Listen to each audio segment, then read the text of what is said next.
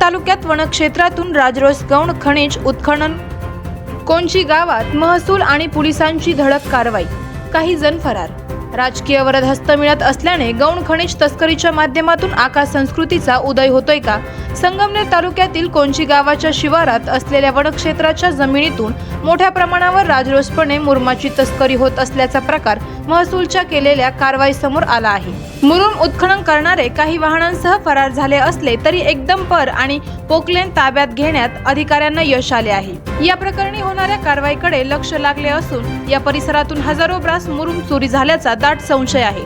शनिवारी दुपारी कोणत्याही कायद्याला जुमानता बिनधास्तपणे मुरुम वाहतूक सुरू असल्याची माहिती प्रशासनाला मिळाली होती। नव्या सरकारच्या काळात राज्यात गुन्हेगारी घटनांमध्ये मोठी वाढ झाली आहे। त्यातच बीड सारख्या जिल्ह्यात आका संस्कृती उदयास आली असून असे आका आता गावोगावी दिसून लागले आहेत। राजकीय पाठबळ मिळत असल्याने या संस्कृतीचा उदय मोठ्या प्रमाणात होत आहे। अनेक दिवसांपासून राजकीय वरदहस्तातून महसूल प्रशासनावर दादागिरी करत असलेल्या रहीमपूरच्या आकाचा हा उद्योग जाहीर झाल्यानंतर याबाबत गावकऱ्यांनी प्रशासनाला पुराव्यासह माहिती देत कारवाईची मागणी केली। त्यानंतर संगमनेरचे प्रांताधिकारी शैलेश शिंगे, तहसीलदार धीरज मांजरे यांनी मंडळाधिकारी झेडगुले आणि संबंधित तलाठ्यांना तात्काळ कारवाईचे आदेश दिले होते। दरम्यान कारवाईसाठी येत असलेल्या महसूल प्रशासनाची चाहूल लागताच काही जनतेतून वाहनांचा ताफा घेऊन पसार झाले असल्याचे बोलले जाते।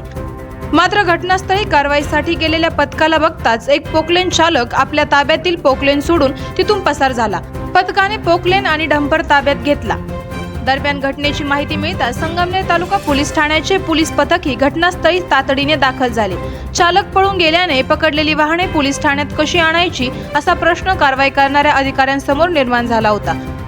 दरम्यान कारवाई करणारे अधिकारी कर्मचारी दबावाखाली असतानाही त्यांनी दबाव झुगारून कारवाई केली। वनक्षेत्राच्या या परिसरात मोठ्या प्रमाणात मुरुमाचे उत्खनन झाल्याचे समोर येत आहे। प्रशासन या उत्खननाचे मोजमापन करणार का? पकडलेल्या पोकलेन आणि डंपर चालक मालकावर काय कारवाई करणार असा प्रश्न यापुढे उपस्थित होत आहे। मुरुम तस्करांवर याआधीही कारवाया झाल्याचे व जप्त केलेले वाहने प्रशासनाच्या ताब्यातून पळवण्यात आल्याचे आता अशा तस्करांवर मोका अंतर्गत कारवाई करण्याची मागणी होत आहे।